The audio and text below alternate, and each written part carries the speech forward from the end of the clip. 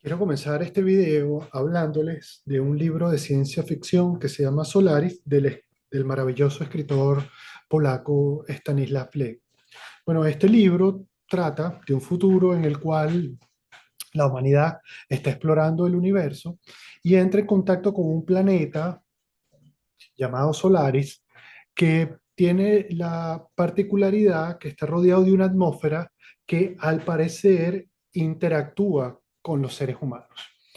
Y la cuestión es que en la Tierra llevan décadas discutiendo sobre si la atmósfera de este planeta es una entidad inteligente. Y el centro del argumento es el siguiente.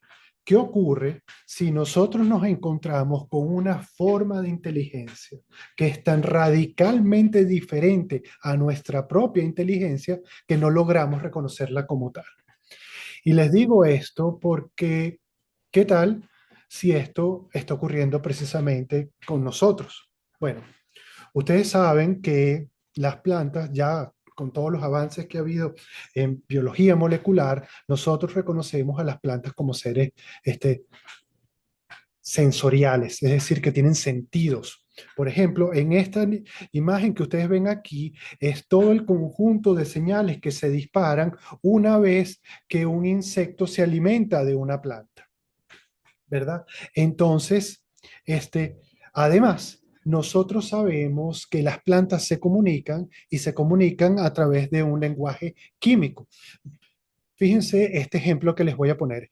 En algún momento en Botswana se encerró, digamos, así como con como con una especie de potrero, una superficie en la cual se encontraban unos antílopes. En ese lugar también había un conjunto de acacias y los antílopes se empezaron a alimentar de las acacias. Sin embargo, ocurrió una mortandad de antílopes, y estoy hablando que se murieron algo así como 50.000 antílopes, y fue muy difícil encontrar la causa, qué es lo que había detrás de la muerte de estos antílopes. Y después de una muy interesante y detallada investigación, se logró determinar que lo que ocurrió es que cuando los antílopes se encontraban en algún lugar alimentándose de los árboles, de las acacias que se encontraban en ese sitio particular digamos, de la zona que estaba encerrada, estos estas acacias liberaban unas moléculas a la atmósfera que eran percibidas por otros individuos y los alertaban de el riesgo que corrían por la presencia de los antílopes. Y esto lo que permitía es que estos individuos incrementaran las concentraciones de sustancias tóxicas que fueron las que terminaron matando a los antílopes. Entonces, aquí la cuestión es la siguiente. Bueno, ¿cómo interpretamos lo que ha ocurrido ahí? Porque hay diferentes interpretaciones, ¿no? Bueno, y las interpretaciones que nosotros hagamos de esto, en gran medida, van a depender de cuál sea nuestra definición de inteligencia. Por ejemplo, si nosotros construimos una definición que sea muy particular para el ser humano, es decir, una definición que esté antropocentrada, es posible que ésta solamente sea aplicable a nuestra especie. Pero si nosotros intentamos construir una definición que sea más general. Por ejemplo, una definición que plantee la inteligencia como la capacidad de reconocer un problema y de actuar para solucionarlo, nosotros podríamos decir que eso es lo que ha ocurrido en este ejemplo. Y bueno, de hecho, este, existen múltiples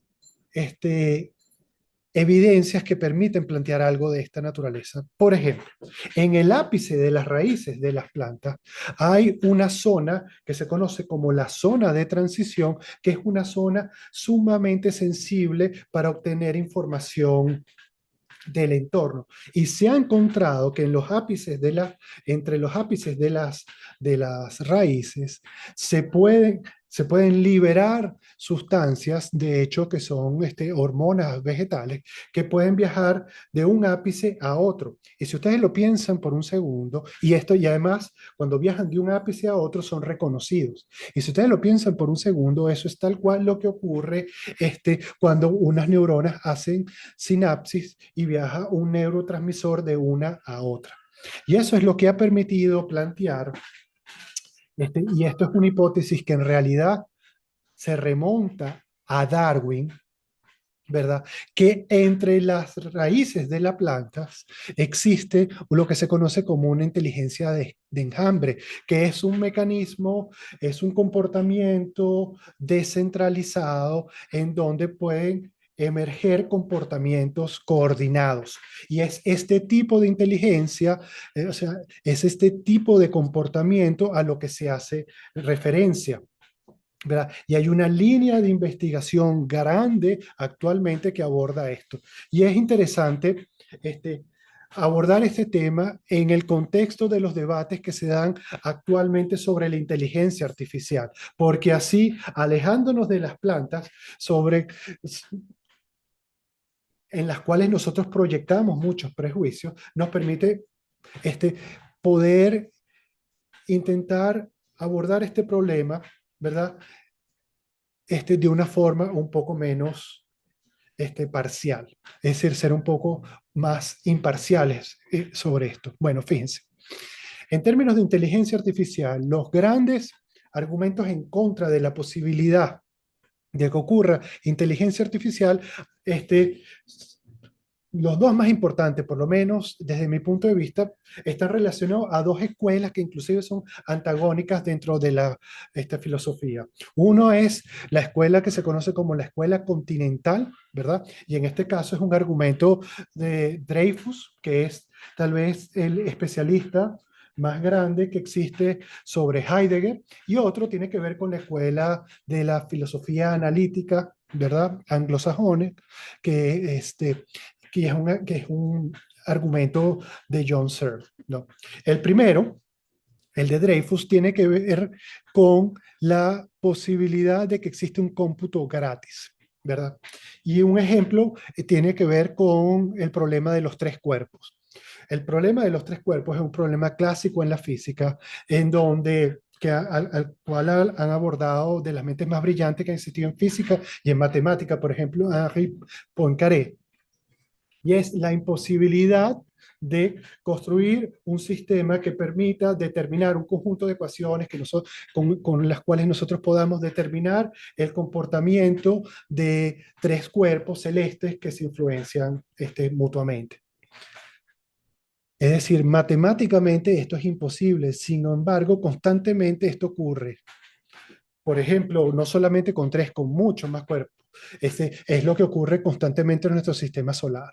Es decir, que nosotros no tengamos unas matemáticas que nos permitan hacer algo, no significa que esto no ocurra. Por ejemplo, cuando se forma una gota de agua, ¿verdad? Esta adquiere una forma esférica que optimiza su superficie. Y esto ocurre sin que nadie tenga que solucionar una integral para esto. Es decir, es un cómputo gratis que se da por las propias leyes de la física, ¿no? Entonces, si esto y este es un argumento en contra de la posibilidad de la existencia de inteligencia artificial, porque este es un argumento que involucra que para que ocurra la inteligencia artificial, esta tiene que tener un sustento físico sobre el cual este, funcionar. Sin embargo, este argumento no se puede aplicar con las plantas porque estas tienen cuerpo. El otro gran argumento, ¿verdad?, de John Searle tiene que ver con un experimento mental que se conoce como la habitación china. Y entonces esto funciona de la siguiente manera.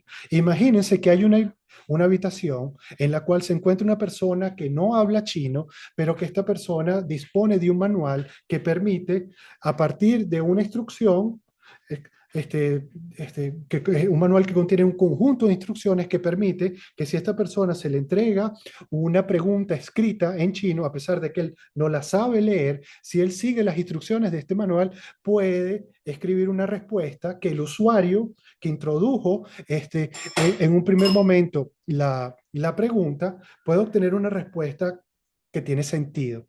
La cuestión aquí es la pregunta, es si la persona que está adentro entiende lo que está haciendo.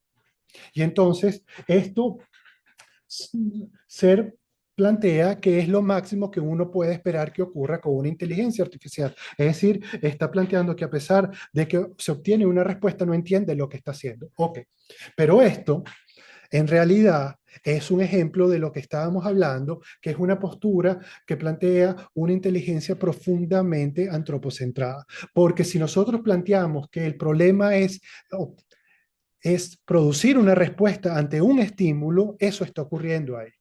Entonces, y esto es lo que hemos visto precisamente en el caso de las plantas. Entonces, con esto lo que les quiero decir es que los grandes argumentos que se han planteado en contra de la posibilidad de que ocurra una inteligencia artificial no son válidos en las plantas o son demasiado antropocentristas como para que tengan sentido para el caso de las plantas. Bueno, para terminar este video, si les interesa este tema, que es sumamente controversial dentro de la biología, en la cual no existe un acuerdo al respecto, yo les recomiendo este libro de Stefano Mancuso, que es uno de los investigadores más importantes en esta área, pero sobre todo les recomiendo que vean el video que pueden encontrar en este vínculo, en el cual se explica de una manera muy didáctica todo este tema. Bueno, y de esta forma termino este video.